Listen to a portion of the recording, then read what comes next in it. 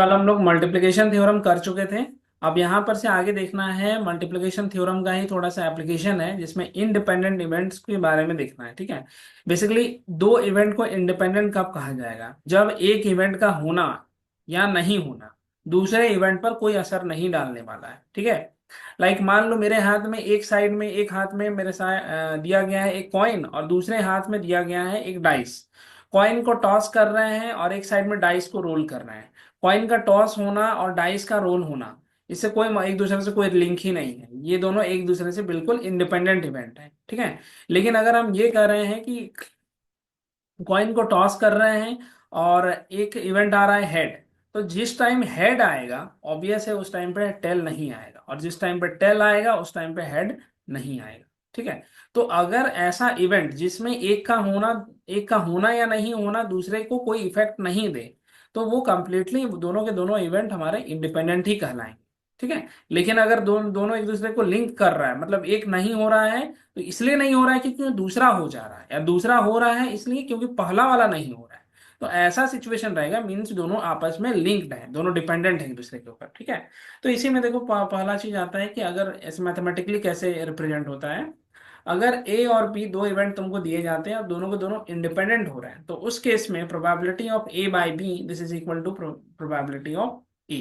ठीक है। यानी कि ऊपर वाला, मतलब इसमें क्या था, बी इवेंट हो चुका है और तुमको फाइंड करने के लिए कहा गया कि बी इवेंट होने के बाद ए इवेंट होने की प्रोबेबिलिटी। तो ऑब्वियस है कि जब बी और ए आपस में इंडिपेंडेंट है, बी का हो चाहे ना हो, उससे ए को कोई मतलब नहीं है, तो ऑब्वियस है सीधे सीधे बी ए बाई बी का प्रोबेबिलिटी प्रोबेबिलिटी ऑफ ए आएगा। सेम वे में प्रोबेबिलिटी ऑफ बी बाई ए अगर कहेंगे तो इसमें क्या हो रहा है, ए हो चुका है, तुम बी की प्रोबेबिलिटी ढूंढ रहे हो, तो फिर ए ऑलरेडी हो चुका है, ए का कोई मतलब ही नहीं है बी से, तो इसका सीधा मतलब है कि प्रोबेबिलिटी ऑफ बी पूछ रहा है। ठीक है। इसी चीज को आगे चल के यहाँ पर से देखो, डायरेक्ट यहाँ पर मिलता है कि ए और बी अगर दो इंडिपेंडेंट इवेंट है, तो डायरेक्ट हम यहाँ पर एक फॉर्मूला क्रिएट कर सकते हैं, probability of A intersection B, this can be written as probability of A into probability of B.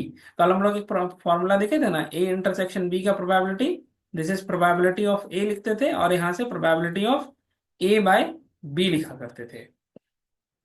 Sorry, उल्टा लिख दे रहे हैं, बी बाय ए लिखा करते थे जी। हाँ, बी बाय ए। अभी अभी देख रहे हैं कि दोनों इवेंट अगर इंडिपेंडेंट है, जैसे कि यहाँ पर देखो इंडिपेंडेंट हो गया, तो बी बाय ए का प्रोबेबिलिटी प्रोबेबिलिटी ऑफ बी, तो डायरेक्ट यहाँ से तुम बना सकते हो probability of A into probability of B. इसीलिए एक लाइन में सीधे सीधे फॉर्मूला याद रखना कि इंडिपेंडेंट इवेंट्स रहेंगे तो ए इंटरसेक्शन बी की जो प्रोबेबिलिटी रहेगी probability of A into probability of B हो जाएगा। सेम इसी तरह से अगर मान लो तीन इवेंट तुमको दिए जाते हैं ए बी सी, ये तीनों इंडिपेंडेंट इवेंट हैं, कोई लिंकिंग नहीं है दूसरे से, तो इसका भी यही हो जाएगा probability of A into probability of B into probability of this C. ठीक है। तो ये चीज को याद रखना है।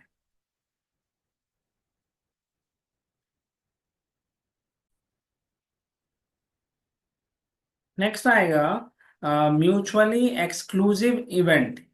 ठीक है। ये क्या चीज होता है?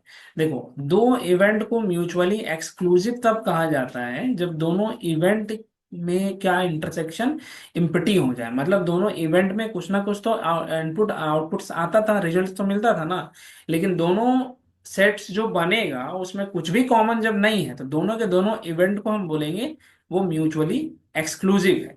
इस केस में इसका जो प्रोबेबिलिटी बनता है, probability of A intersection B, that is the probability of empty set and it is also equal to zero. ठीक है। तो ध्यान रखना कि इम्प्टी सेट का प्रोबेबिलिटी ऑलवेज जीरो रहेगा, इम्प्टी इवेंट मतलब इम्पॉसिबल इवेंट बेसिकली। ओके। या फिर म्यूचुअली एक्सक्लूसिव दो इवेंट है तो फिर ए इंटरसेक्शन बी का प्रोबेबिलिटी जीरो हो जाएगा। और इंडिपेंडेंट के केस में क्या था, अगर इंडिपेंडेंट हो रहे हैं तो ए इंटरसेक्शन बी की probability probability of A into probability of B हो जाएगा। ठीक है। आगे चल के एक और यहाँ पर तो पहले भी लिखा दिए थे कि तीन अगर इवेंट्स दिए गए हैं और तीनों की प्रोबेबिलिटी सपोज तीनों अगर म्यूचुअली इंडिपेंडेंट हैं, तो फिर उनका डायरेक्ट फॉर्मूला क्या था, probability of A intersection B intersection C, this is equal to product probability of A into probability of B into probability of C. ठीक है।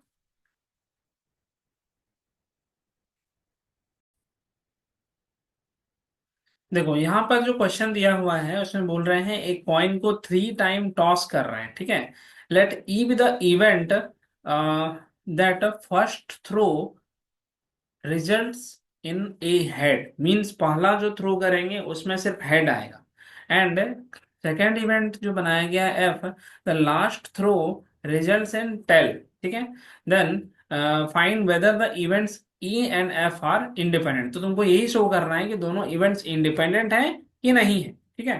तो हम लोग सबसे पहला काम क्या करेंगे, तीनों अगर एक कॉइन को 3 टाइम टॉस करेंगे तो उसका सैंपल स्पेस क्रिएट करना पड़ेगा। तो सपोज करते हैं जो सैंपल स्पेस हम लोग का आने वाला है, एस क्या आएगा, पहले तो ट्रिपल एच, उसके बाद एच एच टी, फिर एच टी टी, फिर T T T, then T T H, then T H H, again T H T and H T H. ये टोटल 8 है, आउटकम्स होना चाहिए, 1 2 3 4 5 6 7 8, ठीक है। अब नेक्स्ट देखो, पहला जो इवेंट बोला गया है, ई इवेंट में क्या बोल रहे हैं कि पहला थ्रो जो होगा उसमें सिर्फ हेड दिखना चाहिए, और बाकी सेकंड एंड थर्ड थ्रो में कुछ भी आए कोई दिक्कत नहीं है। तो क्या क्या आएगा, देखो फर्स्ट थ्रो यही है, ठीक है, तो ट्रिपल एच वाला, उसके बाद एच एच टी आ जाएगा, उसके बाद एच टी टी, और कुछ आएगा क्या, एक और लास्ट वाला देखो, ये यहां से एच टी एच हो गया, ओके। सेम इसी तरह से नेक्स्ट एफ निकालना है, तो एफ में क्या है, the last throw results in tail, last throw में टेल आना चाहिए। तो टेल किसमें किसमें, लास्ट थ्रो में, इसमें, यहाँ, तो लिखते हैं यहाँ से H H T, triple H T T,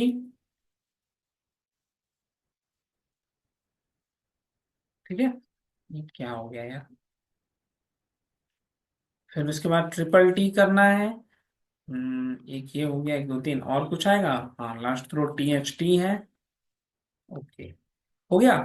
तो दोनों इवेंट्स हमारे पास आ गए। तो और दोनों, अब यहाँ पर से देखना होगा कि अगर इंडिपेंडेंट है तो फिर हम लोगों को ये चेक करना पड़ेगा कि probability of A intersection B exactly equal होना चाहिए probability of A into probability of B. तो इंडिविजुअल प्रोबेबिलिटी तुमको ये भी निकालना है, ये भी निकालना है, और इसको भी निकालना है, ठीक है।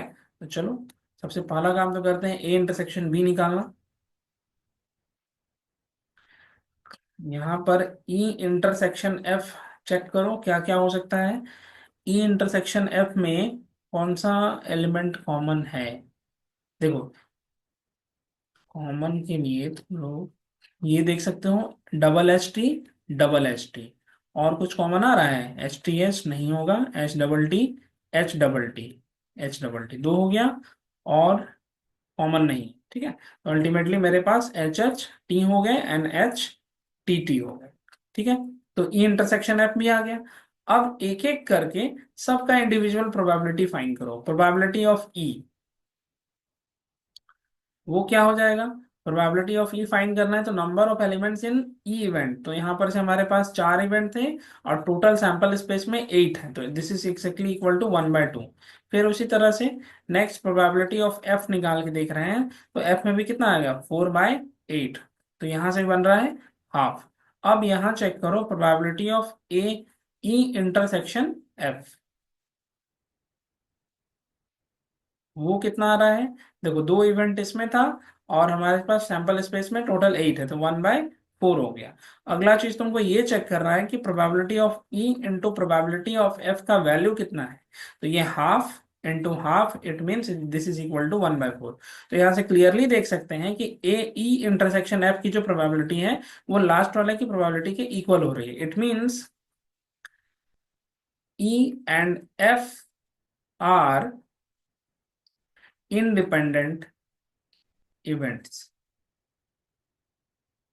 ठीक है। तो ये चीज को इस तरह से हम लोग को बनाना था। अच्छा, क्या ये म्यूचुअली एक्सक्लूसिव होगा, तो म्यूचुअली एक्सक्लूसिव नहीं हो सकता है। रीजन क्या है कि ई इंटरसेक्शन एफ हम लोग का इम्पटी होना चाहिए था, लेकिन यहाँ पर ये सेट नॉन इम्पटी आ रहा है, that's why this these two events are not mutually exclusive, okay. नहीं, वो नहीं बोल रहे थे वो। देखो, इस क्वेश्चन में क्या बोला गया है कि रमेश जो है वो अपीयर करता है एक इंटरव्यू में, और दो, उस इंटरव्यू में दो पोस्ट दिए गए हैं, ठीक है। आगे चल के तुम लोग भी कोई इंटरव्यू दोगे और एक से ज्यादा पोस्ट के लिए सेलेक्ट हो जाना, ठीक है। एक एक इंटरव्यू है, दो पोस्ट है, post A and post B. अब उसमें बोला गया है कि दोनों पोस्ट में सिलेक्शन जो है वो बिल्कुल इंडिपेंडेंट है, मतलब ए में सेलेक्ट हो रहा है तो उससे कोई मतलब नहीं है कि बी में भी होना, बी में सिलेक्शन पर कोई इफेक्ट दिखेगा। पॉसिबल है कि वो दोनों में सेलेक्ट हो सकता है, ठीक है। दोनों के लिए सेलेक्ट होगा, चूज करना उसके ऊपर है, यहाँ पर वो चूजिंग का बात नहीं हुआ है। तो देखो यहाँ क्या क्या बताया है कि पोस्ट ए में अगर वो सेलेक्ट हो रहा है तो उसकी प्रोबेबिलिटी 1/6 है, मतलब सिलेक्शन का चांस उसमें 1/6 आ रहा है, एंड पोस्ट बी के लिए उसका चांस बन रहा है 1/7। तब यहाँ पर तुमको क्वेश्चन में पूछ रहा है कि रमेश जो है वो कम से कम एक पोस्ट के लिए, एटलीस्ट वन पोस्ट के लिए सेलेक्ट हो, उसकी क्या प्रोबेबिलिटी होगी। तो जब कभी तुम्हारे पास एटलीस्ट लिखा हुआ मिलेगा तो समझ जाना कि जो है एक के लिए भी हो सकता है, दो के लिए भी हो सकता है, ठीक है। तो यहाँ पर हम लोग पहले सारा चीज बता देना कि प्रोबेबिलिटी ऑफ ए, जैसा कि क्वेश्चन में बोला है कि ए में सेलेक्ट होने की प्रोबेबिलिटी कितनी है, 1/6। प्रोबेबिलिटी ऑफ बी वो कितना दिया गया है, 1/7। अब जब जैसे ही तुमको ए एटलिस्ट की बात होगी तो तुमको एक्चुअल में क्वेश्चन ये पूछ रहा है कि ए यूनियन बी की प्रोबेबिलिटी कितनी होगी, यही है तुम्हारा बेसिक क्वेश्चन। तो सबसे पहला जो तुमको एक फॉर्मूला याद रखना होगा कि ए यूनियन बी का प्रोबेबिलिटी निकालने कैसे निकालेंगे। तो वो निकाला जाता है probability of A plus probability of B minus probability of A intersection B, ठीक है। तो ये हमारा मेन इक्वेशन बन जाएगा। प्रोबेबिलिटी ऑफ ए पता है, बी पता है, ए इंटरसेक्शन बी के बारे में हम लोग नहीं जान रहे हैं, तो वो कैसे पता चलेगा। देखो पहला चीज तो बोल दिया है क्वेश्चन में कि event A and B are independent, selection is independent पहले ही लिखा है। तो इसका मतलब दोनों का दोनों इवेंट जो होगा ए और बी, यानी कि ए में से ए पोस्ट के लिए सेलेक्ट होना, बी पोस्ट के लिए सेलेक्ट होना, आपस में इंडिपेंडेंट इवेंट है, ठीक है। तो हम लोग सबसे पहले इंडिपेंडेंट इवेंट है तो उसकी प्रोबेबिलिटी कैसे निकालेंगे, probability of A intersection probability of B, this is equal to probability of A into probability of B, ठीक है। तो वैल्यूज को पुट करो, तो ये बनेगा 1/6 इंटू 1/7, इट मीन्स 1/42, ये हो गया। अब लास्ट काम यही रहेगा कि जो फर्स्ट इक्वेशन कंसिडर किए हैं उसमें सारा वैल्यू को पुट कर दो। Then in equation number first, probability of A union B, this is probability of A plus probability of B minus probability of A intersection B। तो हम लोगों के पास जो आने वाला है वो क्या क्या रहेगा, 1/6 प्लस 1/7 माइनस 1/42। अब इसको सॉल्व करेंगे तो क्या हो जाएगा, 1/6 और 1/7 को सॉल्व करो, ये भी ये तुम्हारे पास 42 ही आएगा एलसीएम लेने पर, और ऊपर में 13 आ जाएगा। तो यहाँ से ये बन गया 12/42, कैंसिल कर सकते हैं, 6 2 जा 12 और 6 7 जा 42, यानी कि 6/7 हुआ हमारा, यहाँ हो रहा है ए यूनियन बी, यानी कि कम से कम एक पोस्ट में सेलेक्ट होने की जो प्रोबेबिलिटी है हमारी वो 6/7 हो जा रही है। अब यहीं पर क्वेश्चन तुमको ऐसे पूछ देता कि किसी भी पोस्ट में वो सेलेक्ट ना हो उसकी क्या प्रोबेबिलिटी बनेगी, यानी कि डायरेक्ट वो कॉम्प्लीमेंट पूछ रहा है ए यूनियन बी का। तो नेक्स्ट हम लिखा दे रहे हैं ताकि अगला क्वेश्चन में ध्यान रहे ये चीज। प्रोबेबिलिटी ऑफ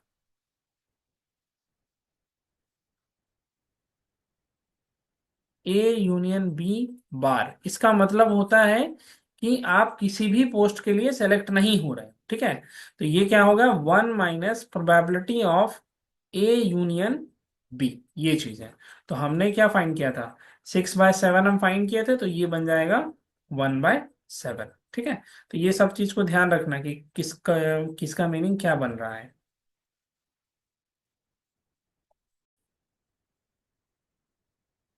देखो इस क्वेश्चन में बोल रहा है कि अमित और निशा जो है एक इंटरव्यू में दो वैकेंसी के लिए अपीयर होता है, ठीक है। अमित के सिलेक्शन की प्रोबेबिलिटी 1/5 दी गई है और निशा के सिलेक्शन की प्रोबेबिलिटी 1/6 दी गई है। तो पहला क्वेश्चन में पूछा गया है कि दोनों के सेलेक्ट होने की क्या प्रोबेबिलिटी है, कम से कम एक ही सेलेक्ट हो, वन एग्जैक्टली एक सेलेक्ट हो तो उसकी क्या प्रोबेबिलिटी है, और थर्ड वाला में पूछा है कि दोनों में से कोई भी सेलेक्ट ना हो तो उसकी क्या प्रोबेबिलिटी है। तो जो चीज हमको पूछा गया है, रिक्वायरमेंट है, पहले उसको बता देते हैं। फर्स्ट वाले में पूछा गया है कि दोनों सेलेक्ट होने चाहिए, ठीक है, यानी कि ए इंटरसेक्शन बी का जरूरत है। सेकंड वाले में बोला गया है कि only one of them is selected, exactly कोई एक सेलेक्ट होना चाहिए। इट मींस अगर एक काम करो, इसको बी ना लिख करके एन लिख लो, ठीक है, ताकि इजी रहेगा। सेकंड में बोला गया है कि ए इंटरसेक्शन एन बार निकाल लीजिए, प्लस करना है ए बार इंटरसेक्शन एन। और थर्ड वाले में पूछा गया है कि ए यूनियन एन निकाल करके इसका बार निकाल लो, ठीक है। तो देखो फर्स्ट में सबसे पहला हम लोग को सारा चीज को लिखना पड़ेगा कि क्या क्या क्या हमारे पास जरूरत का चीज है। तो प्रोबेबिलिटी ऑफ ए वो 1/5 है। तो यहां से तुम बता सकते हो कि प्रोबेबिलिटी ऑफ ए बार क्या आ जाएगा, 1 - probability of A, this is equal to 1 - 1/5। तो कितना आ गया, 4/5। फिर उसी तरह से प्रोबेबिलिटी ऑफ एन दिया गया है 1/6। तो प्रोबेबिलिटी ऑफ एन बार कितना आ जाएगा, 1 - प्रोबेबिलिटी ऑफ दिस एन, यानी कि 1 - 1/6, तो 5/6 हो गया, ठीक है। पहला वाला प्रॉब्लम में हमको पता है कि अगर दोनों को सिलेक्ट कर रहे हैं तो अमित और निशा दोनों को ही सिलेक्ट करना है, तो ऑब्वियस सी बात है दोनों का सिलेक्शन का जो इवेंट है वो इंडिपेंडेंट है। मतलब अमित को सिलेक्ट करेंगे तो निशा पे कोई फर्क नहीं पड़ने वाला है, निशा को सिलेक्ट करो तो अमित को कोई फर्क नहीं पड़ेगा, ठीक है, यानी कि सिलेक्शन पे। तो अल्टीमेटली यहाँ लिख देना, selection of Amit and Nisha is independent. इससे क्या होगा, probability of Amit intersection Nisha, this is equal to probability of A into probability of this N. तो हम लोग क्या क्या करेंगे, 1/5 इंटू 1/6, इस मीन्स 1/30 हो गया, ठीक है। अगला काम हमको निकालना है सेकंड वाले में कि ये चीज को डिफाइन करना होगा, ठीक है। तो यहाँ भी ध्यान रखोगे कि सब इवेंट आपस में इंडिपेंडेंट रखे गए हैं।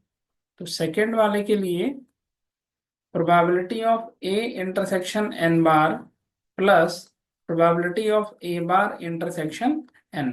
तो डायरेक्टली फॉर्मूला यूज कर दो इस तरीके से, plus probability of A bar into probability of this N. तो जो भी वैल्यू हमारे पास गिवन है उसको यूज कर लेते हैं। क्या क्या दिया हुआ था, 1/5 1/6, 1/5 है तो यहाँ 4